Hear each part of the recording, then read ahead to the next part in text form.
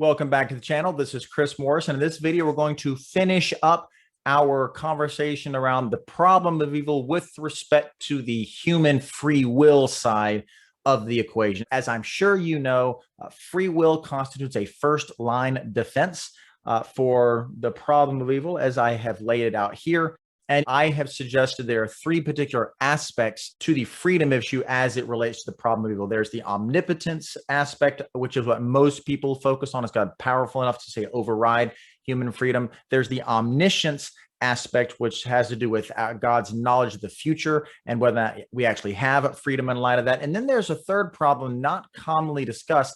I think is the most severe problem for theists, which is we might call the Aseity problem in freedom, which is to say, if God truly knows the future, and specifically if God is entirely self-existent and not dependent on me, then this is going to create a problem for the notion of free will, and then by extension, whether or not this impacts a meaningful defense for the problem of evil. And that's the issue I want to discuss today. So let's go ahead and jump right in. Once again, we are still thinking primarily then about the second premise to the problem of evil. If God is all-knowing, then he knows how to stop evil. So to briefly restate the problem of evil with respect to omniscience, generally, the idea here would be that if God knows all future events, then all those future events are determined to happen. So if there's no alternatives, then free will is an illusion. God's knowledge actually would determine the future, and that creates the problem for free will as a defense for the problem of evil. Now, we've already brought out one standard defense in the previous video related to the God knowing our choices. That doesn't therefore mean they're no longer our choices. But there is a deeper answer we can give if we are classical theists, as I am, and as we try to defend on this channel. That argument goes something like this. God knows the future in a different way than I know the future. And the reason he knows the future differently is because he exists outside of time. That is to say, when I know the future, I look at something as that does not yet exist, and I'm making a claim on something that fundamentally isn't, there's no truth value to it because it doesn't exist yet. If I say I'm going to eat a ham and cheese sandwich for lunch tomorrow, I'm making a statement of what I expect to happen, what I plan on doing, but there's no actual truth value to that beyond the fact that I mean for it to be true. I want it to be true. I plan on it to be true. That would not be the case for God, because God is not in time. It has been said that for God, or perhaps a good analogy is that for God, all time is an ever-present now. And therefore, whereas I know the past as a memory, whereas I know the future as an expectation, God knows all times, past, present, and future, sense as an ever-present now. Therefore, he knows them just as certainly as anything else. So again, off the top, we need to recognize that anything I say about the future and knowledge is different than what it's about God's knowledge of the future and what that would mean for him. An analogy to help you imagine this might be to think about a block universe. This is a concept that comes out of physics primarily, where the idea is that the past, the present, and the future all actually exist, if I can use the word presently. Time is simply a coordinate, if you will, on a 4D map, and that all these things simultaneously exist. It's just a matter of where you are in that space-time continuum. Well, if that's the way that the universe really, if this is not a metaphor, if the universe really is a 4D block space and God is outside that universe, then that means God, whereas you and I are in the side of it and going through it, God is on the outside of it, and he can see any point on the coordinate in any way just as meaningful and just as real. What I would go so far as to say that this doesn't have to be literally true. We can hold it as a good analogy. We can still say that God is outside of time and that all times are present to God in this sense. If God is inside of time, then that means that there's something more fundamental than God, which in this case would be time, that God exists inside this larger, I'll call it container that we call God, we call time. And this is going to create a question. If time exists more fundamentally than God, and yet God is that which creates all things and all things are dependent on, then what created time and upon what is time dependent? So this whole idea of God inside of time seems to presuppose that there is something than which time depends and created time, and that itself would be God. So you create a regress problem. It's much more meaningful to say that time exists inside of God, and that therefore God, and here's your fourth point, the question is, what does God actually know? God, in knowing all things that are in himself, by extension, therefore knows all things. So let me expand on that a bit. There is a common misconception that God looks at the world as an external thing. And then by looking at it as if he was watching a movie from beginning to end, he knows the end from the beginning, and therefore he can kind of predict what's going to happen, including his own role in the movie reel that is history. But that is not a good way to imagine it, because what that would imply is that God is in some sense contingent on this world. What I mean is that God doesn't know something. He then looks at the world, learns from it, and then responds to it. In other words, what God knows, what God thinks, what God responds to, what God believes are all contingent upon or dependent on the created order, i.e. me. And in fact, if you take that back all the way, that would mean there was a time, to speak loosely, before God created the world, when he knew nothing about the world. He had no beliefs about the world whatsoever, what he would do, and therefore he created it, looked at it, and then decided how he was going to respond. That creates a lot of temporal movement in God. God did this, then did that, then did this, then did that, which creates change in God, which creates time in God. Now we're back to the problem of God being a temporal God who creates change. God is no longer God. So it seems that all of this is entirely incoherent. Well, how do you resolve that issue? It's actually pretty simple. You say that God doesn't look at the world and therefore learn the world. In fact, God looks at himself and knows all things. Now, how can that be? Because on the classical view, God's essence just is existence itself. So to be clear, my essence is a human. I really have a human nature. My nature is what makes me human. Trees just have the nature of trees.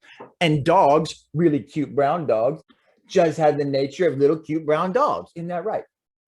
Okay, so you get the point. Natures are real and determine what things actually are on the classical view. And God's nature just is existence.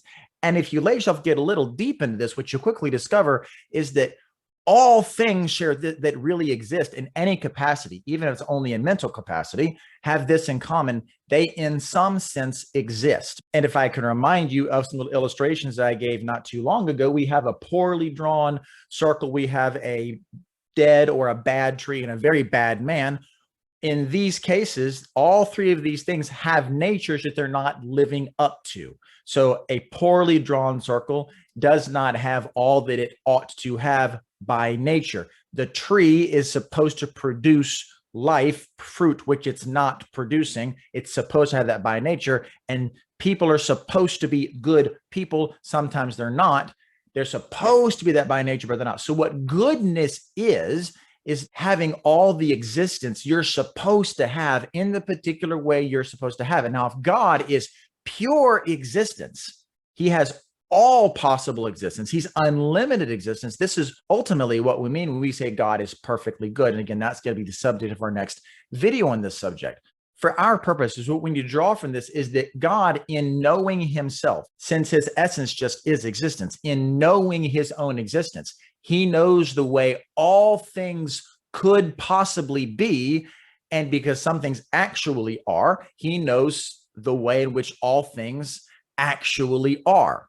So whereas I am being in this particular way, and a tree is being in that particular way, and my little dog is being in still another particular way, God is just unlimited, undefined being. And then in knowing himself, all knowledge then is immediately in his own self. So God's knowledge then, and knowing not only how things can be, but knowing that things actually are, his knowledge that is actually what makes them what they are. What I'm trying to say to you is that God's knowledge is causative, whereas my knowledge is reactive. God's knowledge is causative. This is important because God's aseity means that he is not, in fact, contingent on the world.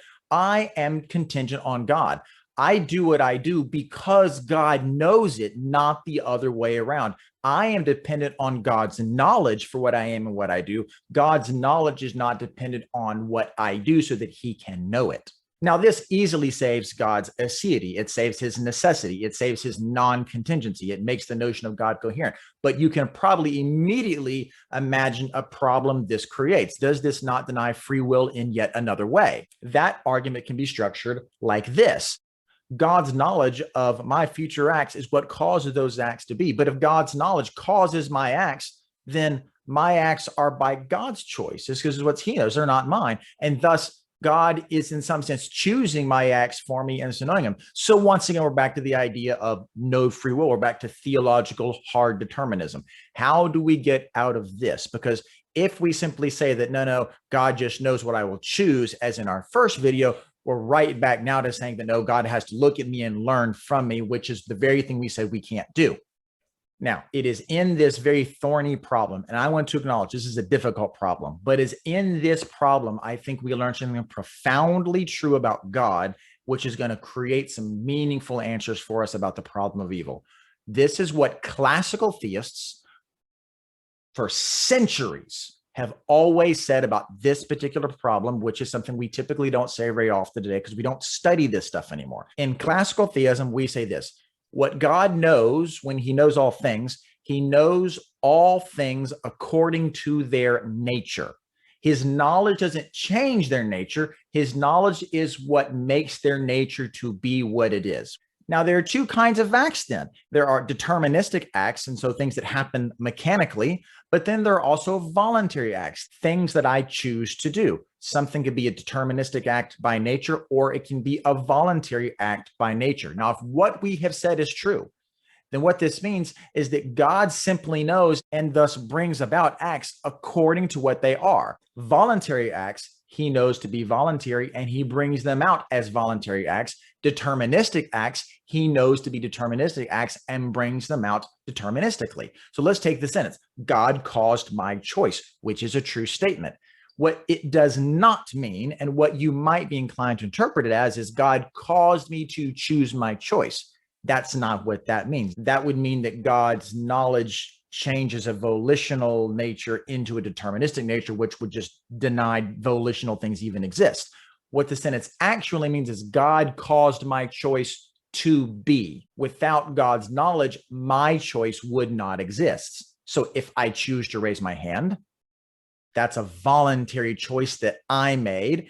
Well, what powered that? We can go down as far as you want in mind, neurons and all those sorts of things, but eventually, metaphysically, it comes down to God's knowledge is what causes the free choice. That doesn't mean that God determined that particular choice. It's that that choice was brought about. The choice was brought about by God's existence. And therefore, as we said earlier, God knows all things, including that choice.